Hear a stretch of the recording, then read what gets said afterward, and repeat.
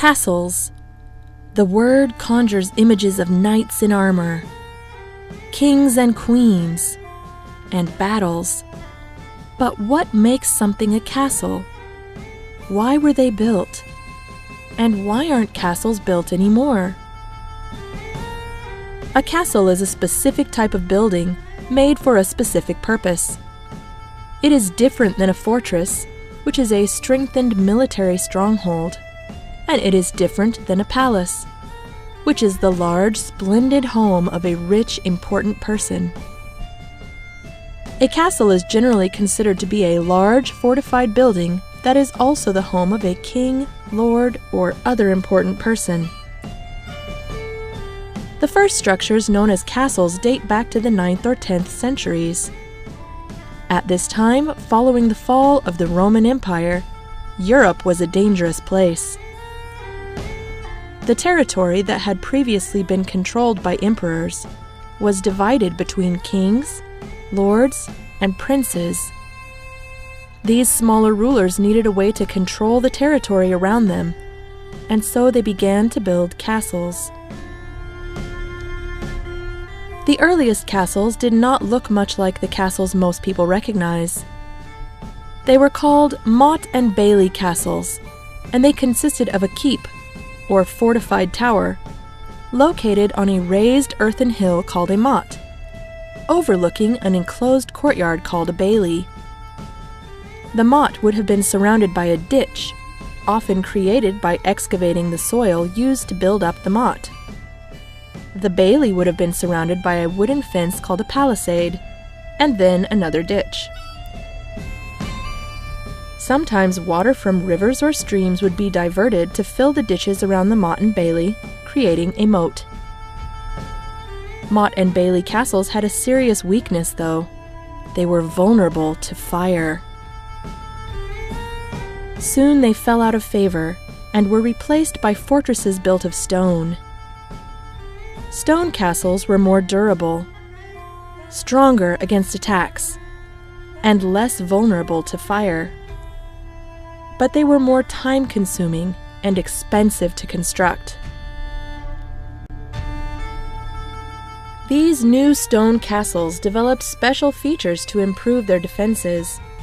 Castles were built on land with natural obstacles when possible, such as on the edge of a cliff or on a peninsula. Those without such defenses might be surrounded by ditches or moats. Castle builders were careful to be sure that a secure source of fresh water was available, such as a well or spring, or even cisterns to collect rainwater. Crenellations on the walls allowed archers to shelter behind the raised portions when they were under attack, but fire from the lower portions. Towers were built on every side of the castle wall, with arrow slits or loopholes that allowed archers to fire on approaching enemies without making themselves targets. The castle walls might be as much as 20 feet or 6 meters thick at their bases. Early stone castles often had square walls, but the walls could be collapsed by digging under the corners. Then, castle builders switched to round walls and towers. The gatehouse was one of the weakest points of a castle's defenses, providing a straight path into the courtyard. Castle builders were careful to include extra defensive measures to protect it. First was the portcullis, a heavy lattice usually made of wood that could be raised or lowered to block the gateway. The holes in a portcullis allowed the defenders to fire through it at advancing enemies. After the portcullis was usually a thick, wooden gate. Between the portcullis and the gate, the walls were lined with arrow slits, allowing defenders to shoot at anyone trying to break through. In addition, the top of the gateway would often be lined with murder holes. Murder holes allowed castle defenders to throw rocks, fire arrows, or pour hot tar or oil down on attackers attempting to breach the gate. Even if attackers somehow made it through the gate into the courtyard, the entire courtyard was ringed with arrow slits, allowing archers to fire on the enemies from every direction. A well-defended castle would almost never lose. With enough time and effort, castles could still fall, however. By the 14th century, an invention had appeared that would mark the beginning of the end for castles: gunpowder. By the 15th century, cannons grew large enough to knock down castles' stone walls, and castles became indefensible. At the same time, central governments were growing stronger.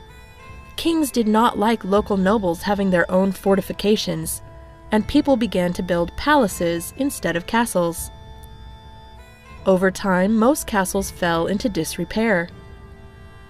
Some castles were taken down by kings who didn't want them to become a threat. Others were dismantled by people looking for building supplies. For hundreds of years, there were no castles built. Then, in the 19th century, people began to construct buildings that looked like castles. While they looked like castles, these new buildings did not have the military features of real castles. People just liked the way they looked. Real castles were both the home of an important person and a military fortification.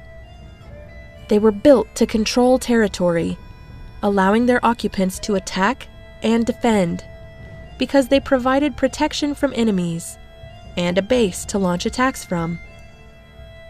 Although castles had many military uses, they were also centers of government, courthouses, and treasuries.